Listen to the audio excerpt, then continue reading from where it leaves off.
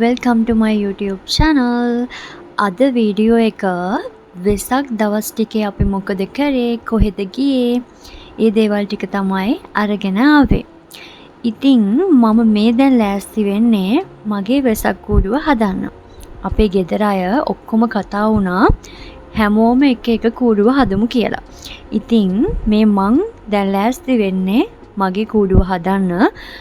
මේ මැයි 9 දවස් 3යි තියෙන්නේ පොයට. ඒ නිසා මං අද මගේ කූඩුව හදන්න තමයි හදන්නේ.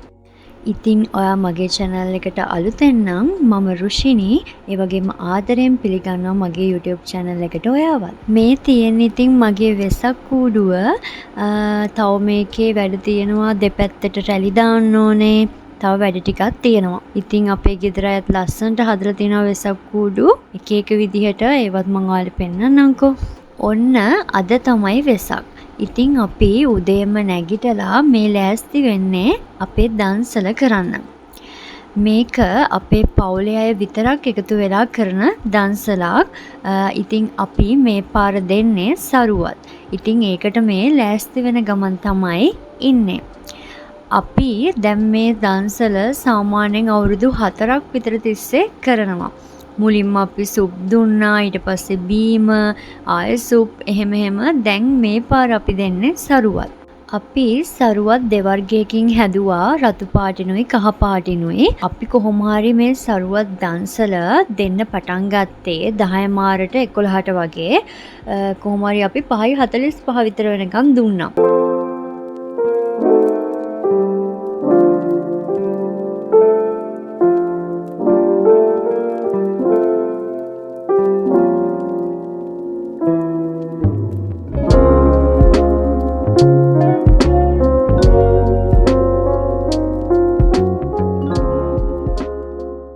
අපි ඉතින් බීම ටික ලෑස්ති කරලා දැන් පහන තියලා දන්සල පටන් ගන්න තමයි මේ හදන්නේ.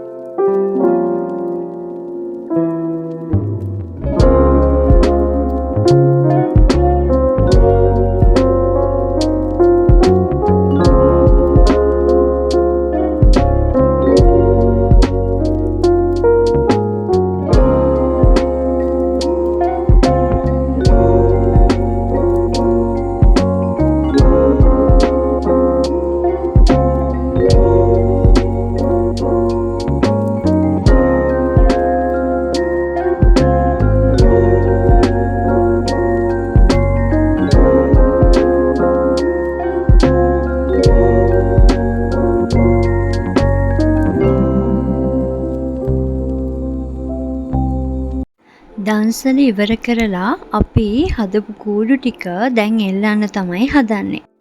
අපි දන්සල නැවැත්තුවේත් වැස්සක් ආපු නිසා දැන් නම් ටිකක් වැස්ස අඩු වෙලා, ඒත් අපිට කොහොම හරි අද එළියට යන්න බැරි වුණා. හැමෝටම මහන්සි.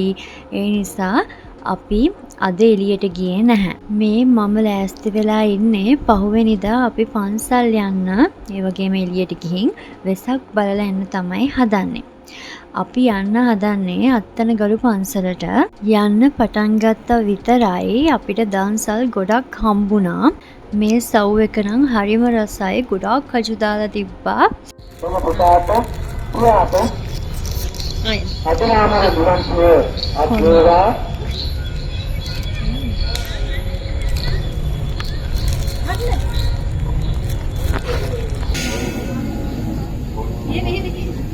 ඉතින් මේ විදිහට තමයි අපේ වෙසක් දවස් ටික ගෙවුනේ. ඉතින් මෙච්චර වෙලාවක් මාව බලාගෙන හිටියට ඔයාලා හැමෝටම thank you so much. ඒ වගේම මාව subscribe කරන්නත් අමතක කරන්න එපා. තවත් ලස්සන වීඩියෝ එකක් අරගෙන මම ඉක්මනටම එන්නම්.